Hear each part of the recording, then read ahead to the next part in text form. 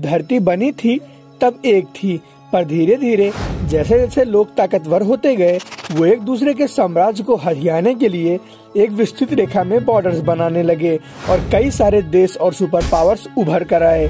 और उनमें से ही एक सुपर पावर था द ग्रेट ब्रिटेन, यानी कि यूनाइटेड किंगडम।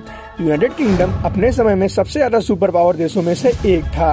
उस समय के देशों में से वही एक ऐसा देश था जो पूरे विश्व पर हुकूमत करने की काबिलियत रखता था। तो मैं हूँ रजत, आप देख रहे हैं एडोरेबल फैक्ट, और आज के इस वीडियो में हम बात करने वाले हैं कुछ ऐसे देशों के बारे में जो कभी गुलाम नहीं बने। तो नंबर 1 पर आता है कोरिया।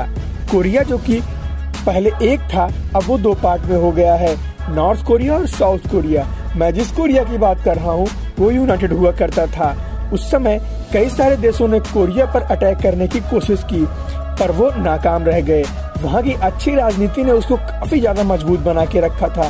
पर हाँ, 1895 तक चाइना के अंडर रहने वाला कोरिया कभी भी किसी यूरोपीय देश के आगे नहीं आया। नंबर 2 पर आता है चाइना। चाइना अपने समय के सबसे ज्यादा सुपर पावर देशों में से एक था, जैसा कि चाइना आज भी है।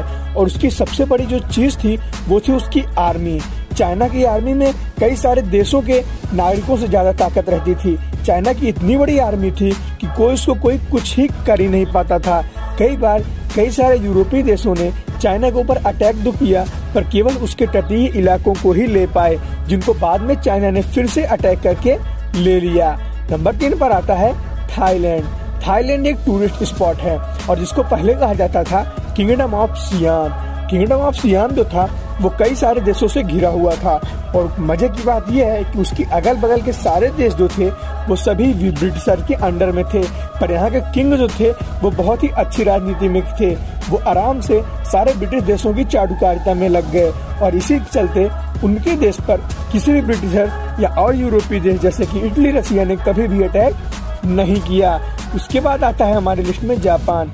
जापान को पहले से ही अंदाजा लग गया था कि जैसे जैसे ब्रिटिशर और अलग यूरोपीय देश हर जगह पर आक्रमण कर रहे हैं, कहीं न कहीं उसका भी नंबर एक न एक दिन आ जाएगा। और इसीलिए वो पहले से ही तैयार था। उसने धीरे धीरे अपने आप को मजबूत किया और खुद से ही दूसरों पर कब्जा करना शुरू कर दिया।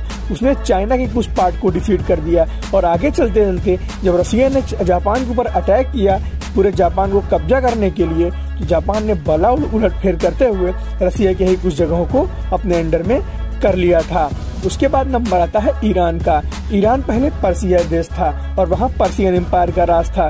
ईरान के कई सारे देश जो कि अब मिलकर अलग हो गए हैं, उन्होंने पहले लोन लिया था और उस लोन को चुकाने के लिए जो ब्रिटिशर्स थे उन्होंने कहा कि हम आपकी इकोनॉमी पर हाथ लेंगे और आपकी इकोनॉमी एक बड़ा हिस्सा लेंगे, जिसके बाद पर्शियन ने इसको इनकार कर दिया। और इसके चलते ब्रिटिश ने अटैक तो बहुत किया पर कभी भी उनसे नहीं भिड़ पाए।